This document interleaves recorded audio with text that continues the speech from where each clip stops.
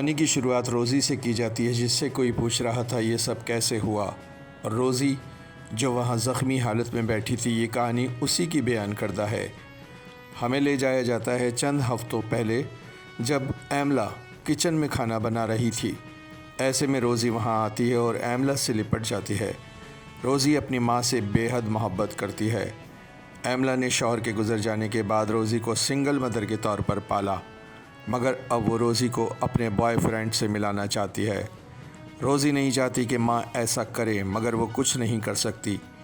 ایملا چاہتی ہے کہ وہ بیچ جا کر کچھ وقت گزاریں تاکہ روزی کی اجنبیت ڈیرک سے ختم ہو سکے اور وہ اپنے نئے باپ کو ذہنی طور پر قبول کرنے کو تیار ہو جائے۔ روزی نہ چاہتے ہوئے بھی ماں کی خاطر تیار ہو جاتی ہے۔ اگلے دن یہ بیچ ٹرپ پر جانے کے لیے نکلتے ہیں۔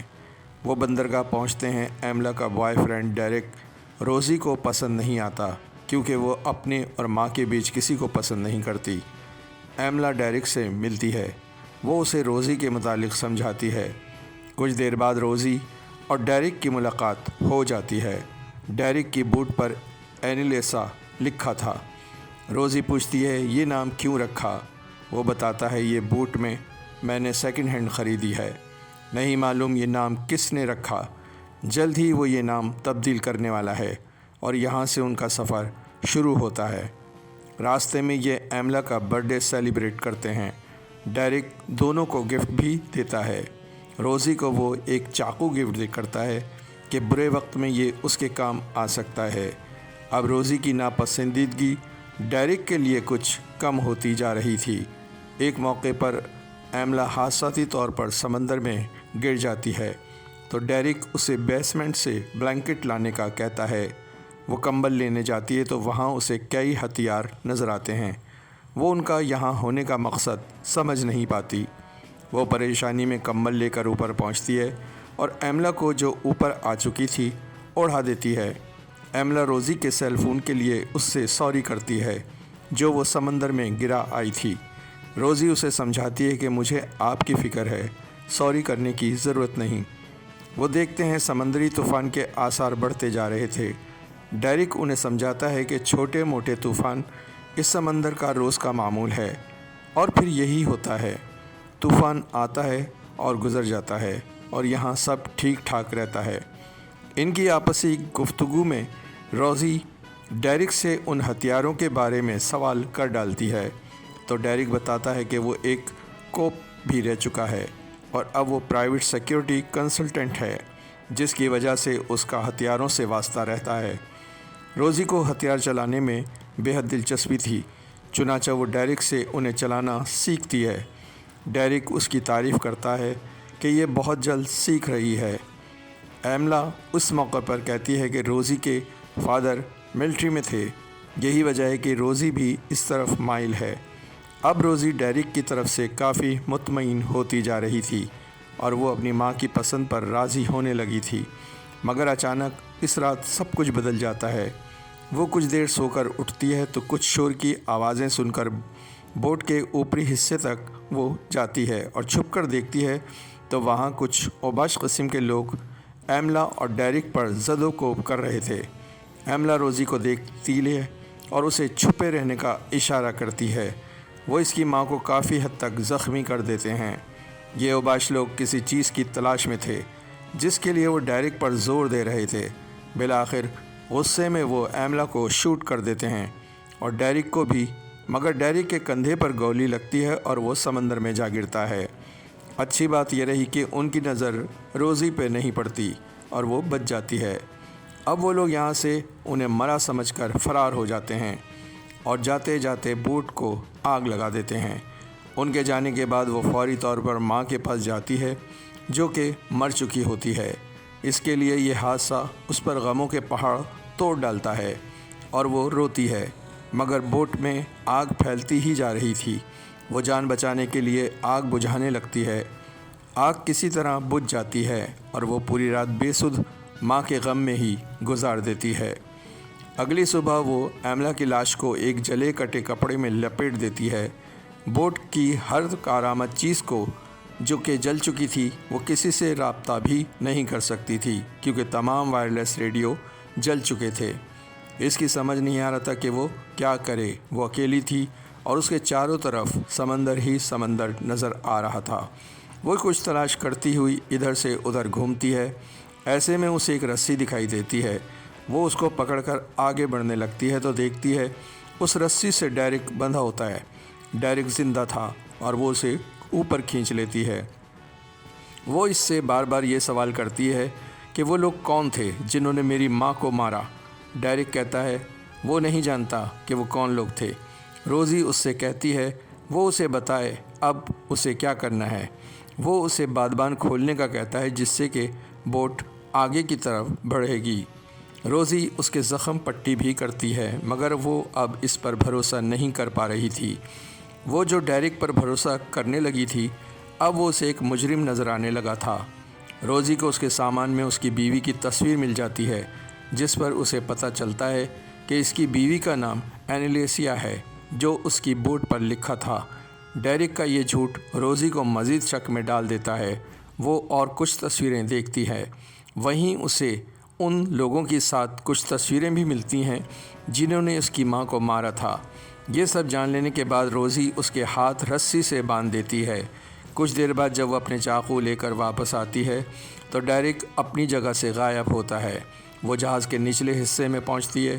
وہ وہاں موجود ہوتا ہے۔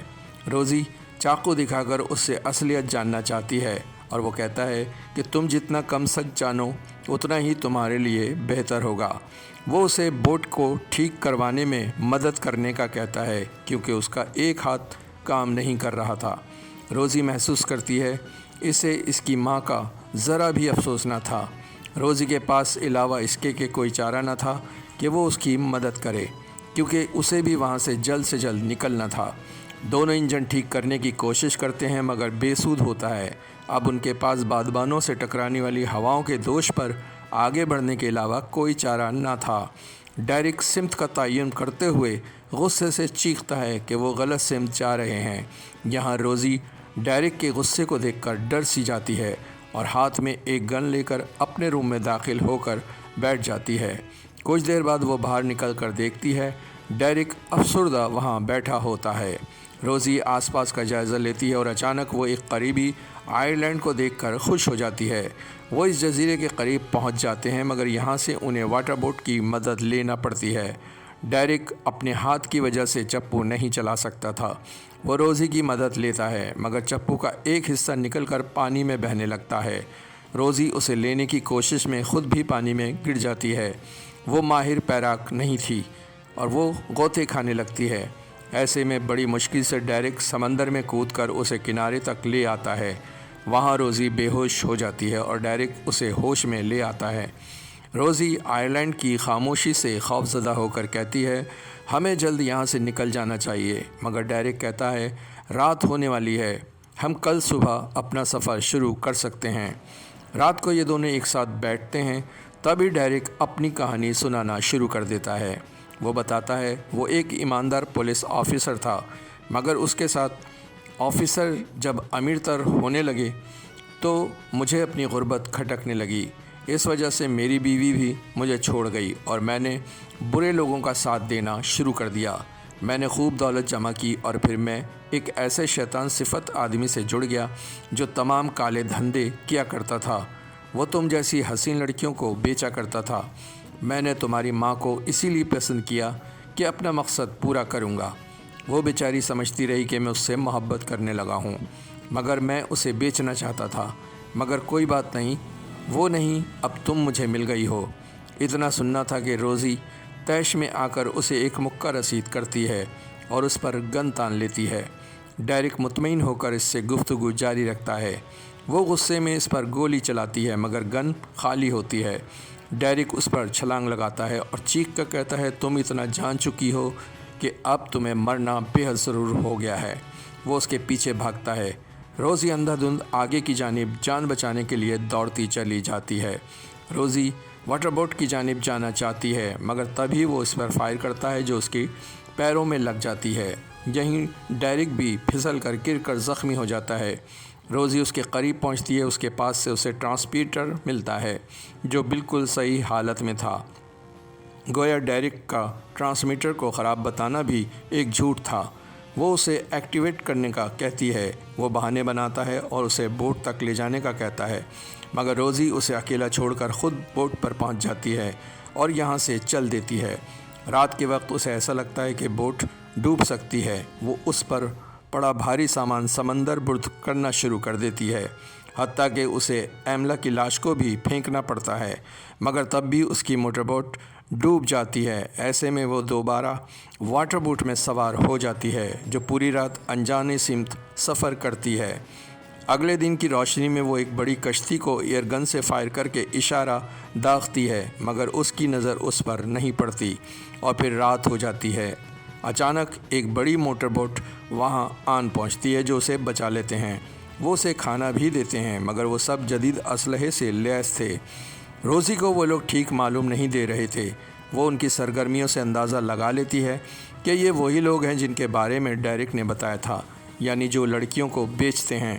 وہ ایک نئی مصیبت میں پھنس چکی تھی، مگر ہر بار ہار ماننے والوں میں سے نہیں تھی۔ وہ اپنے آپ کو تیار کر کے گروہ کے کیپٹن سے ملتی ہے اور اس پر ڈورے ڈالنے کا ڈرامہ رچاتے ہوئے اسے بھی مار ڈالتی ہے۔ بعد ازاں وہ ان سب کو بھی مار ڈالتی ہے اور وہاں وہ ایک ایسی لڑکی سے ملتی ہے جو اس کی طرح ہے۔ وہ لڑکی بتاتی ہے کہ یہاں اور بھی کئی لڑکیاں ہیں جنہیں اسمگل کیا جا رہا ہے۔ وہ اس کا کیبن میں پہنچتی ہے۔ ایسے میں ایک آدمی جو اب تک زندہ تھا اس پر گن تان لیتا ہے۔ روزی اسے ختم کر ڈالتی ہے۔ یہاں سے ہو کر وہ اگلے کمرے میں وہ ڈیرک کو دیکھ کر سخت حیران پریشان ہو جاتی ہے۔ وہ بتاتا ہے کہ میں نے کیپٹن سے تمہاری جان کا سودا کیا تھا۔ وہ بتاتی ہے اس نے تو کیپٹن کو مار ڈالا ہے۔ ڈیرک غصے میں اسے سیڑھیوں سے پھینک دیتا ہے۔ روزی طاقت جمع کرتے ہوئے وہاں سے بھاگتی ہے۔ ڈیرک فائنلی اسے مارنے کے لیے آگے بڑھتا ہے۔ روزی ایک والو کھول کر وہاں کیمیکل خارج کر دیتی ہے۔ ڈیرک گر پڑتا ہے اور اسی وقت روزی وہاں چاقو نکال لیتی ہے جو ڈیرک نے اسے تحفے میں دیا تھا۔ وہ اسی چاقو کو ڈیرک کے سینے میں پیوست کر کے اسے ابدی نیند سلا دیتی ہے۔ اب اس بوٹ پر روزی اور وہ لڑکیاں ہی بچے تھے جنہیں اسمگل کیا جا رہا تھا۔ جو ہی یہ سب باہر کی جانب دیکھتی ہیں، بندرگاہ نظر آتی ہے اور ان سب کی جان میں جان آتی ہے۔ بندرگاہ پر اتر کر معاملہ پولیس کسٹڈی میں پہنچتا ہے اور یہیں وہ پہلا سین دکھایا جاتا ہے جہاں روزی انویسٹیگیشن روم میں پولیس آفیسر کے سوالوں کا جواب دے رہی ہے۔ پولیس آفیسر کہتا ہے اس نے بہت بڑا کام کیا ہے، اب وہ یہاں سے جا سکتی ہے اور اپنے لیے نئی زندگی کا آغاز کر سکتی ہے، اور فلم یہیں ختم ہو جاتی ہے۔